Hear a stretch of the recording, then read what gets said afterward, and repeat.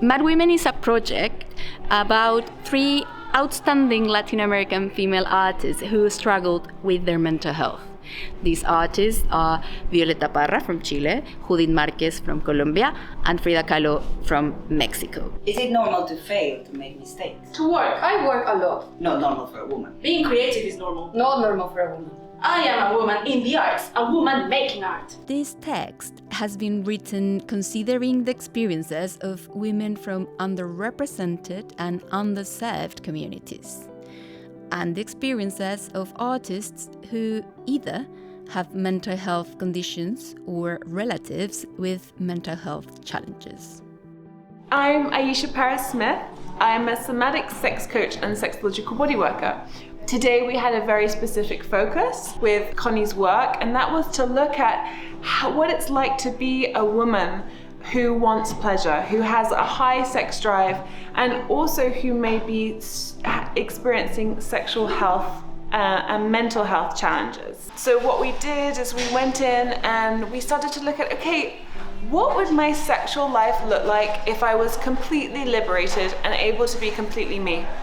And secondly, how can my relationship with pleasure and my sexuality support me in times of mental health crisis? And this was wonderful. The women were discovering for themselves what it means to them to feel pleasurable and to feel sexual, and how everyone has a different interpretation of pleasure. Diego believes that men's pleasure is only located in one spot, A dick.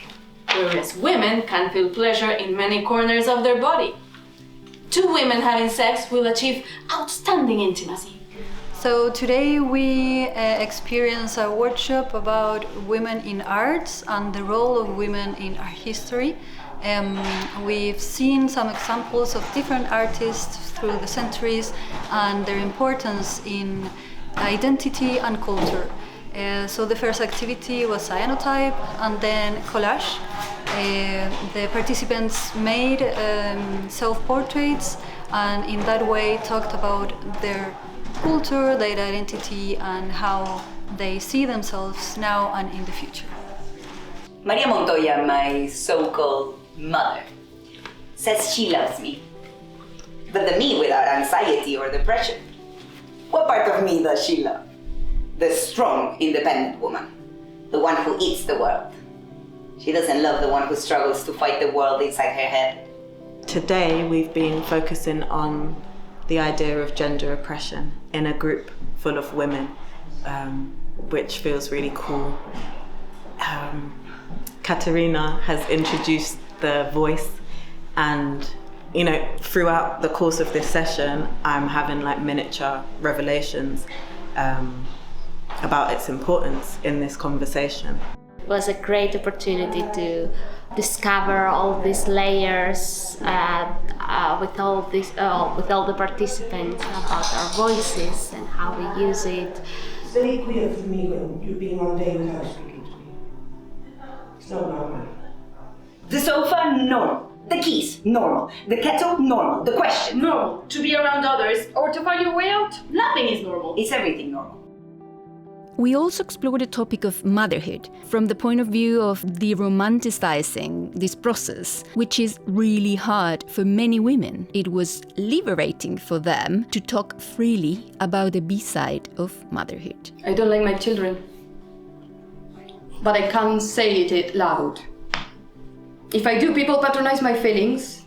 They try to justify my words, to explain my behavior, because it isn't right not to love your children, right? Because it isn't right not to love your children, right? I came to see the rehearsal reading of Mad Women, and wow, it blew me away. I thought it was absolutely amazing, so heartbreaking and heart-taking, relatable with a little bit of humor as well. I thought it was an amazing piece where you can see the complexities of what being a female artist entails. I love the interaction between the 3 characters and the way the whole piece was structured and how it came across. Look forward to seeing this on stage and seeing where it's going to be done and what's going to be done with it.